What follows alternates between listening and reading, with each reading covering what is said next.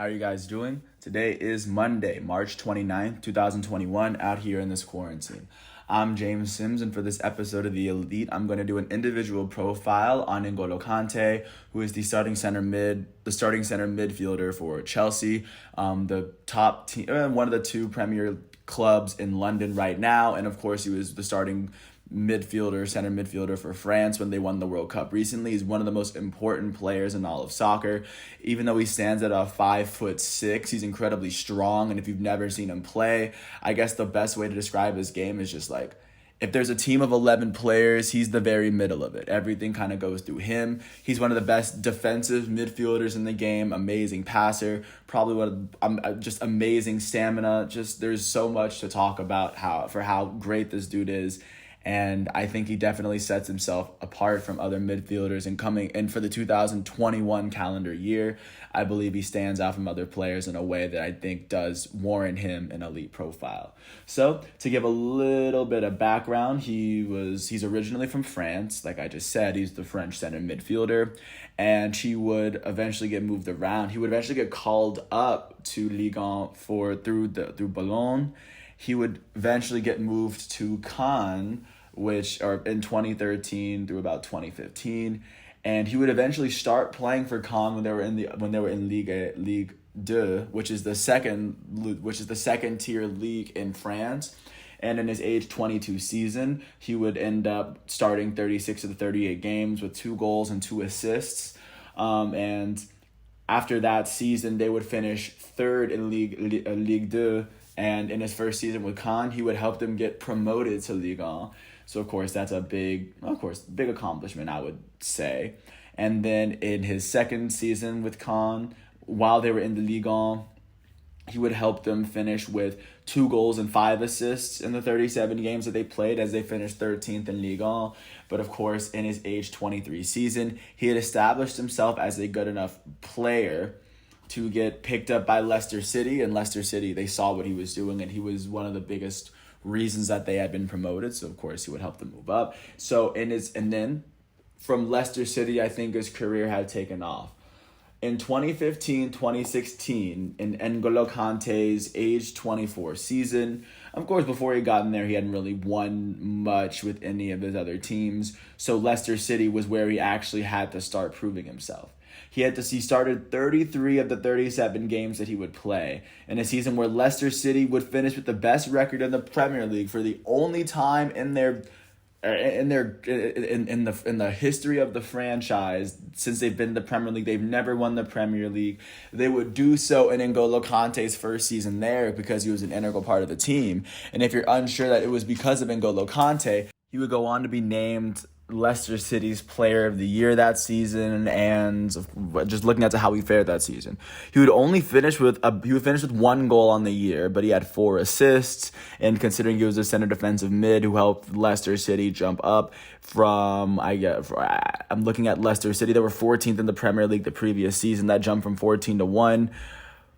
I mean, I don't want to say correlation equals causality, but in this instance, I think N'Golo Kante's presence was very big and helped bring the team together. And after his only season with Leicester City, he would get called up to the French national team for the European Championships. In that game, he would play about 4 matches. He had an assist in those games, 3 yellow cards, surprisingly. And N'Golo, even though they would lose, this is the year that Portugal would go on and win the European Championships, to give a little bit of context. But following that tournament, people knew who N'Golo Kante was, and of course he was doing this alongside Jamie Vardy as well at Leicester City to give a sense of why, because that was Jamie Vardy's first season there too. But after N'Golo Kante's first season and playing games for the French national team at the European Championships, Chelsea would eventually put their hat in the ring and they would sign N'Golo Kante for the next season, and ever since he's been a member of Chelsea. In N'Golo Kante's first ever season with Chelsea, in his age 25 season, he would start all 35 games that he would play in a season where Chelsea would win the Premier League. That is the most recent time that Chelsea's won the Premier League, and once again, this will be the first time that N'Golo Kante won it. And once again, N'Golo Kante will go back to back with Premier League wins on different teams, which is probably one of the most impressive flexes I've ever seen, as he would also go on to be the footballer of the year in 2017, but I'm getting a little ahead of myself. In this season, he would finish with a goal and an assist. Those are the stats that he would kind of really bring to the table. He also added a goal in one of the domestic cups for Chelsea as well. And like I said, Chelsea would go on to win the Premier League. They finished runners up in the FA Cup final to give a sense of where they were, but considering he was able to pull off that, I think that's one of the more impressive elite feats that, of course, would earn him position on this. And even in 2018, he would still find a way to best that. But I'm getting a little ahead of myself. So jumping into N'Golo Kante's next season with Chelsea, his age 26 season in 2017-2018, he would start all 34 games in a season where Chelsea would end up with the 5th best record in the Premier League, but they would go on to win the FA Cup final. This would be the first season that Eden Hazard led the team in scoring, just to give a sense of how good Chelsea was, even though they had just slightly missed qualification for Champions League.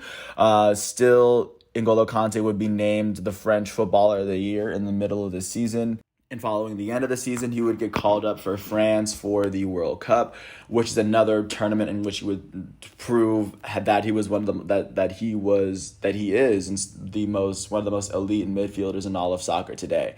And of course, put in a midfield with Paul Pogba and Rabiot and put on that French team, of course, with Lloris at goal. Don't forget you have Varane, all these players on defense, and not to mention Antoine Griezmann, Kylian Mbappe, all these dudes in the front. There's a very amazing, well-rounded French team, and of course, the heart of that team in the middle was N'Golo Kante.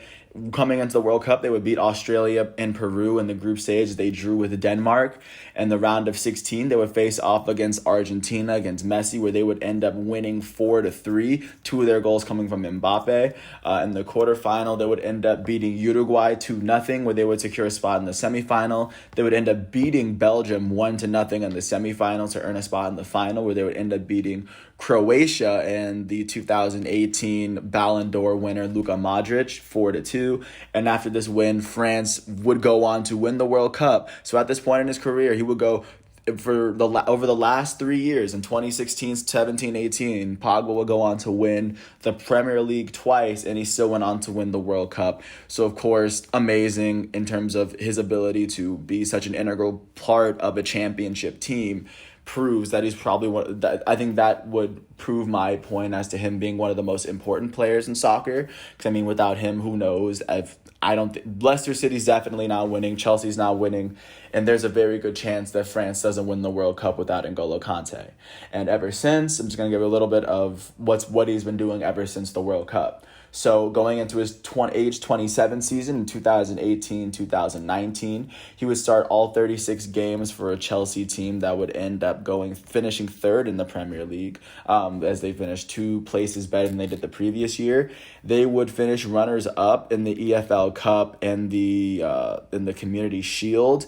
They would end up losing in the 5th round of the FA Cup, but they would go on to win Europa League, and this is the second year. This was Eden Hazard's last year with the team, so he would go on. They would go on to win Europa League, another trophy that N'Golo Kante would add to his collection. The first and only time he's ever won the Europa League. And in the season, he would finish with the most Premier League goals he'd ever put up in his career. He had 4 of them. He also had 4 assists, which is tied for his Leicester City season for the most he's ever put up in that season, to put up in a Premier League season as well. He also added an assist in the FA Cup to give a sense of what he was doing there. So that is how dominant N'Golo Kante was in the 2018-19 season.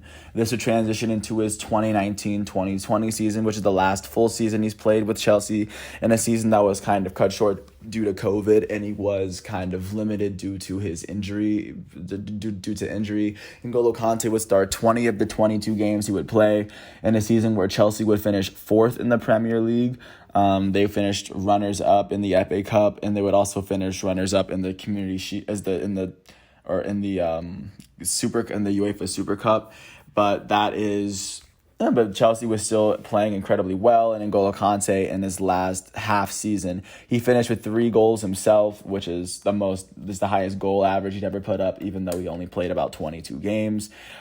He finished with no assists, but Chelsea would still finish as one of the better teams in football, and this would transition into his current season with Chelsea.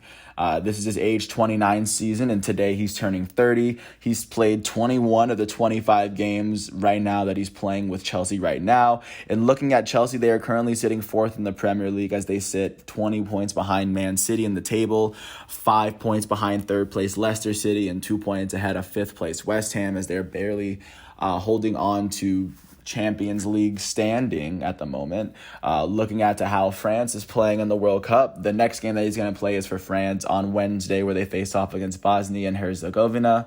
But right now, looking at to how he's faring with both, he has 2 assists in the Premier League as of right now, and he's also scored a goal in UEFA Nations League. And also he has an assist in Champions League thus far, because Chelsea is also playing in Champions League. Their next matchup will be the next Champions League matchup will be on Wednesday, April 7th, as they will face off against Porto. And that looks to be a matchup where Chelsea may advance to the semifinal of Champions League, especially with N'Golo Kante playing the center mid. But as of right now, that's what's going on with N'Golo Kante's career. And as we look to where his journey started to where he is now, just showing how integral of a player he is at center mid. Even though he doesn't have the stats, he's been playing in a lot of these games. And he's just one of the players where, of course, you don't have to look at the stats. You have to actually watch the game to understand his impact on the game. Because most people that have watched Chelsea and they watch France, they know that N'Golo Kante is one of the most important players of their team, one of the most integral. And with that said, I think he's definitely an impressive player to watch, and I think he's definitely an elite player for the 2021 calendar year. And with that said, once again, today is Monday, March 29th, 2021, out here in this quarantine. I'm James Sims. And I want to wish N'Golo Kante a happy 30th birthday. And if you ever get a chance to watch him, he's wearing number 7 for Chelsea. And of course, he also plays for the French national team as well. So once again, thanks for listening to my piece. Thanks for being a part of the journey, and peace out. I'll catch you next time.